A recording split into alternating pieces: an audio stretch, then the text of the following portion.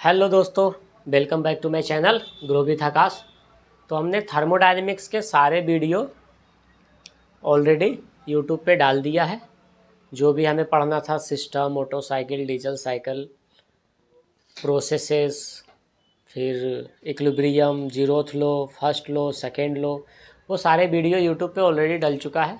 तो थर्मोडायनेमिक्स से एक चैप्टर और था, स्टीम प्रॉपर्टीज़, या बोल सकते हैं स्टीम इंजीनियरिंग, जो थर्मोडायनेमिक्स को दो पार्ट में अलग अलग किया हुआ है। स्टीम इंजीनियरिंग में हमें एक टॉपिक पढ़ना है जिसका नाम है working and principle of boilers. क्योंकि स्टीम जनरेटर का काम क्या होता है, बॉयलर्स का होता है स्टीम जनरेटर का काम। तो अगर स्टीम इंजीनियरिंग पढ़नी है या स्टीम के बारे में जानना है तो पहले स्टीम बन कहाँ रहा है, कौन है जो स्टीम जनरेट कर रहा है किसी भी सिस्टम, किसी भी मशीन्स या कोई भी ऐसा साइकिल को चलाने के लिए जिससे हम स्टीम से उसे ऑपरेट कर सके। तो स्टीम कहाँ से आता है, बॉयलर से। तो अगर स्टीम इंजीनियरिंग पढ़नी है तो सबसे पहले बॉयलर को हमें समझना पड़ेगा, जहाँ से स्टीम प्रोड्यूस हो रही है या स्टीम जनरेट हो रहा है। तो बॉयलर क्या है? A boiler is a close vessel that transfer heat to water or another liquid to produce hot or steam, hot water or steam. This generated hot water or steam is then circulated through pipe to provide heat for various applications, including power generation, industrial processes, and residential heating system like a central heating. Boiler can be heated by burning fuels such as gas, oil, coal, and biomass by using electricity. तो boiler है क्या? वो एक close vessel है, मतलब एक ऐसा container बना हुआ है जो क्लोज है, और उसका काम क्या होता है, हीट को ट्रांसफ़र करना वाटर में या कोई और लिक्विड उसमें हम यूज़ करेंगे तो उसमें क्या करता है, वो बर्निंग फ्यूल से, मतलब जो उसका फ्यूल यूज़ करता है हीटिंग के लिए, जैसे ऑयल, गैस, कोल, बायोमास, ऐसी कोई भी चीज़ जिसको हम जला के उसको हीट करेंगे, बॉयलर को, उस कंटेनर को, तो वो क्या करेगा, हीट को ट्रांसफ़र करेगा वाटर और या तो कोई और लिक्विड उसके अंदर होगा उसमें, ताकि वो वाटर क्या हो, उसमें टेम्परेचर ऐड हो सके, मतलब वो हीट हो सके, या फिर वाटर से स्टीम में कन्वर्ट हो सके। और उसका यूज़ कहाँ कहाँ पे है बॉयलर का, मतलब बॉयलर स्टीम जनरेट करता है या हॉट, वो वाटर को हॉट करता है, मतलब उसमें हीट ऐड करता है वाटर में। तो जहाँ जहाँ स्टीम की ज़रूरत होगी और हॉट वाटर सर्कुलेशन की बात होगी, वहाँ वहाँ हमें बॉयलर यूज़ करना होगा। एक बड़े स्केल पे अगर ज़रूरत होगी तो, वरना घर पे तो लोग गीज़र भी यूज़ कर लेते हैं, तो ऐसा कुछ नहीं है। तो अपन जहाँ पे बड़े अमाउंट में स्टीम की ज़रूरत होगी, लार्ज स्केल पे वो हॉट वाटर सर्कुलेशन की बात होगी, वहाँ पे बॉयलर यूज़ करते हैं। जैसे पावर प्लांट, जितने भी थर्मल पावर प्लांट है वो स्टीम टरबाइन पे वर्क करता है, और स्टीम बनाता कौन है, वो स्टीम बनाता है boiler with help of coal. वहाँ क्या होता है, कोयले को जलाया जाता है एक फर्नेस में, वो उस हीट को ट्रांसफ़र करते हैं हम कहाँ, बॉयलर में, और बॉयलर उस हीट को यूज़ करता है स्टीम बनाने में, वाटर टू स्टीम में कन्वर्ट करने में। स्टीम को भेजता है स्टीम टरबाइन में, जहाँ से स्टीम टरबाइन चलती है और फिर उससे हमें इलेक्ट्रिसिटी मिलता है।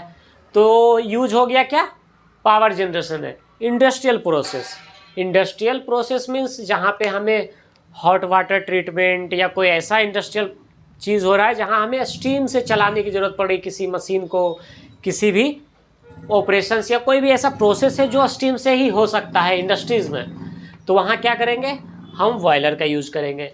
सपोज कोई जैसे रेसिडेंशियल या कोई सोसाइटी है या कोई बहुत बड़ा रेसिडेंट एरिया है, जहाँ पे क्या करना है, ठंड के दिनों में वहाँ पे हमें हॉट वाटर चाहिए हर किसी के घरों में।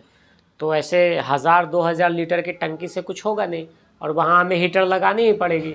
तो वहाँ क्या करते हैं, वहाँ पे बॉयलर का यूज़ करते हैं, जहाँ की हर घंटे एक बड़े अमाउंट पे हॉट वाटर को पूरे एरिया में सर्कुलेट किया जाए। तो वहाँ रेसिडेंशियल हीटिंग सिस्टम के लिए, जैसे कोई सेंट्रल हीटिंग की ज़रूरत पड़े वहाँ बॉयलर का यूज़ करेंगे। बॉयलर क्या करता है, वो कोल को, गैस को, ऑयल को या बायोमास या कोई भी चीज़ को बर्न करेगा, उससे जो हीट निकलेगी वो हीट को ट्रांसफ़र करेगा जो उसके अंदर वाटर होगा उसमें, और वो वाटर क्या होगा, स्टीम बनेगी और स्टीम को ट्रांसफ़र करेगा स्टीम इंजन में, स्टीम टरबाइन में। तो इतना समझ में आ गया होगा।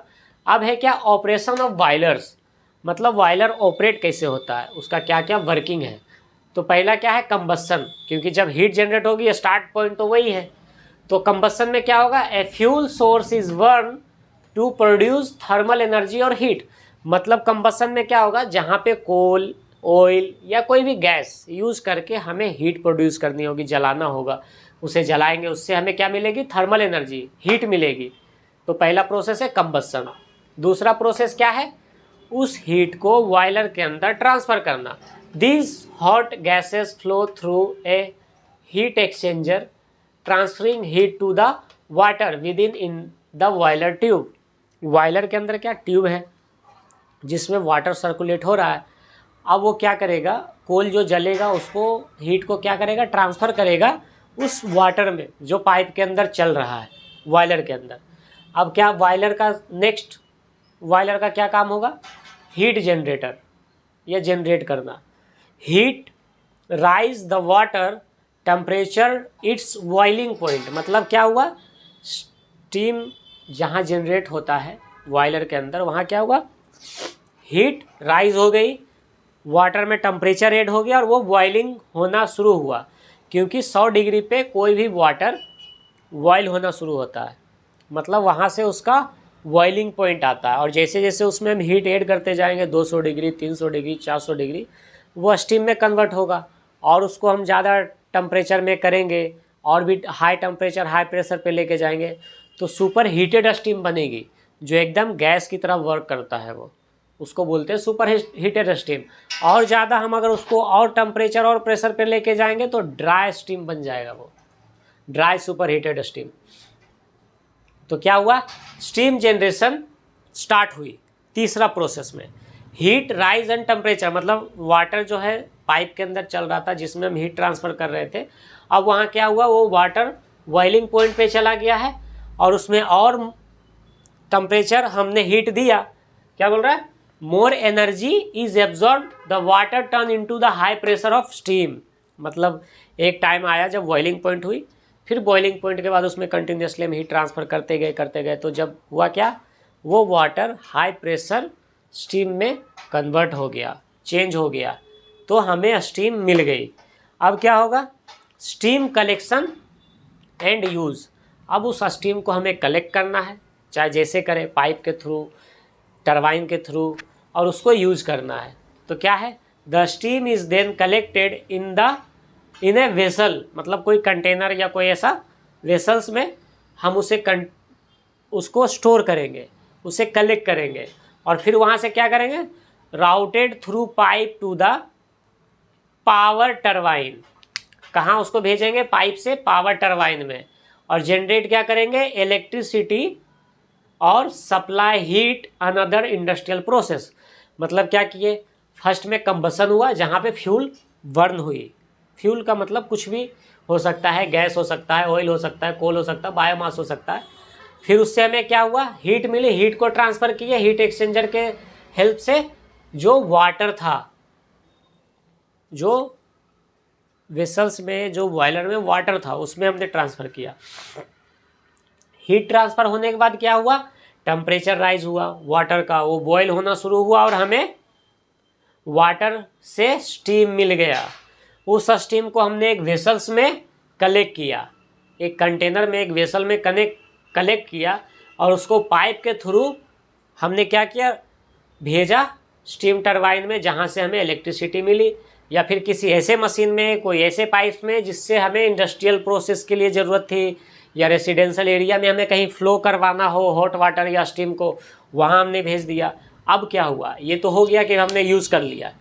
यूज़ होने के बाद पांचवा प्रोसेस है कंडेंसेट रिटर्न। ये क्या होता है कि कोई भी बॉयलर में जब स्टीम टरबाइन या कोई भी चीज़ें हम यूज़ कर लेते हैं तो उससे क्या होता है, जैसे ऑटो साइकिल में एग्जस्ट हो रहा था, जो फ्यूल जला, उससे जो हमें वर्न गैसेस मिले वो एग्जस्ट वाल्व से बाहर आ रहा था। तो इसमें भी क्या होगा, एक एग्जस्ट होगा, जब चीज़ें यूज़ हो जाएगी उसके बाद जो बचा हुआ स्टीम होगा, क्योंकि कोई सिस्टम तो ऐसा है नहीं कि वो 100% एफिशिएंसी दे दे कि हमने जितने स्टीम भेजे उतना वो कंज्यूम करे और उतना ही यूज़ कर ले। कुछ ना कुछ लॉसेस होते हैं, कुछ ना कुछ एग्जस्ट होता है जहाँ से वो निकल आएगा, पास आउट हो जाएगा कुछ स्टीम। उसको क्या करते हैं, after being used the steam cool and condense back into water which is then recycle and feed water to the boiler. मतलब वहाँ से जो स्टीम बच जाएगा, जो अनयूज्ड रह जाएगा, उसको क्या करेंगे, वापस से कंडेंस करेंगे। वहाँ कंडेंसर लगा होता है, जो स्टीम इंजन में हमने आपको बताया था कि कंडेंसर का क्या काम होता है, हॉट वाटर या स्टीम को वो उससे वो कंडेंस करता है, उसका हीट कंज्यूम कर लेता है और उसको स्टीम टू वाटर में कन्वर्ट कर देता है। और उस वाटर को क्या करेंगे, हम रीयूज़ करेंगे, रिसाइकल करेंगे और वापस फीड कर देंगे बॉयलर में, और ये साइकिल चलता रहेगा। तो बॉयलर क्या है वो समझ में आ गया। वो एक वेसल्स है जिसमें हम हीट ट्रांसफ़र करते हैं और वो स्टीम जनरेट करता है हमारे लिए, उससे हम जो चाहे यूज़ कर सकते हैं। और स्टीम जनरेट करने के लिए हमें फ्यूल का ज़रूरत पड़ता है, ऑयल है, गैस है, कोल है, बायोमास है, और उसको अलग अलग इंडस्ट्री में अलग अलग पर्पज़ पे यूज़ करते हैं। ये ले माउंट बॉयलर है, ये इसका सिंपल कंस्ट्रक्शन है। ये बॉयलर के अंदर का ये पाइप सर्कुलेशन है, कहाँ वाटर जा रहा है, कहाँ से स्टीम बन के हमें मिल रहा है, तो ये सारा कुछ है। यहाँ से हमने ये चिमनी है, ये जो है फोर्स ड्रॉट फैन है, एयर प्री हीटर है, फिर यहाँ फीड वाटर है जहाँ से वाटर इंटर करता है, फिर वाटर से क्या होता है, इकोनोमाइजर से आता है, फिर ये जाता है हॉट फीड वाटर में। मतलब पहले एक बार वाटर इंटर किया, फिर वो हॉट वाटर हुआ, फिर वो इकोनोमाइजर में गया, फिर वो हॉट वाटर को वापस से दूसरे पाइप में सर्कुलेट किए, तो वहाँ से हमें स्टीम मिली, सुपर हीटेड स्टीम मिला। फिर वहाँ से क्या हुआ, इवेपोरेटर आया। वो इवेपोरेटर या फिर कंडेंसर का काम क्या होता है, इवेपोरेटर का और कंडेंसर का काम ये होता है कि वो स्टीम को कन्वर्ट करता है वाटर में, और वो वाटर फिर से क्या हुआ, फीड हो गया। इवेपोरेटर और कंडेंसर। और इकोनोमाइजर का काम क्या होता है, वो हीट और ऐड कर देता है। और इसने क्या किया, फीड वाटर से यहाँ फीड हुआ, ये जब इसमें आया इसमें हीट ऐड करके वापस से इसने फीड कर दिया जहाँ से स्टीम जनरेट हो रही थी उस पाइप में। तो आई होप कि आपको ये सिंपल कंस्ट्रक्शन समझ में आया होगा। बॉयलर का कंस्ट्रक्शन एंड वर्किंग क्या है, उसका ऑपरेशंस क्या है, वो हमने आपको बताया, वो समझ में आया होगा। कभी कभी एग्जाम में पूछ देता है कि any types of boiler please explain the working and principle of the some कुछ भी ऐसा बॉयलर का नाम लिख देगा कि ले माउंट बॉयलर का बता दो, वेलॉक्स का बता दो, वर्टेक्स का बता दो। तो टाइप्स ऑफ बॉयलर जब पढ़ेंगे क्लासिफिकेशंस का, तो उसमें हमें पता चलेगा कि बॉयलर कितने टाइप्स के होते हैं। फिलहाल हमने बॉयलर का वर्किंग, ऑपरेशंस और उसका यूज़ ये हमने आपको बताया, ताकि जब आगे बॉयलर की बात हो या बॉयलर पढ़े तो समझ सके कि बॉयलर होता क्या है, उसका यूज़ क्या है, उसका वर्किंग क्या है। और सिंपल बॉयलर का ये एक कंस्ट्रक्शन है जिसमें कहाँ से वाटर फीड कर रहे हैं, कहाँ से हॉट वाटर आ रहा है, कहाँ से वो सुपर हीटेड स्टीम कन्वर्ट होके आ रहा है वापस। तो आई होप कि आपको ये समझ में आया होगा। और फिर मिलते हैं नेक्स्ट वीडियो में और जानते हैं कि बॉयलर का और क्या क्या टाइप्स है, उसका क्लासिफिकेशंस क्या है, उसके पार्ट्स क्या है, माउंटिंग पार्ट्स भी आते हैं एक्सप्लेन करने के लिए, या टाइप्स ऑफ बॉयलर आता है। तो एग्ज़ाम में बॉयलर से एक क्वेश्चन आता है कि बॉयलर क्या है या टाइप्स ऑफ बॉयलर क्या है, किसी एक बॉयलर का कंस्ट्रक्शन एंड वर्किंग बताइए, ऑपरेशंस बताइए। तो वो चीज़ें हमें यहाँ से पता चल जाएगी।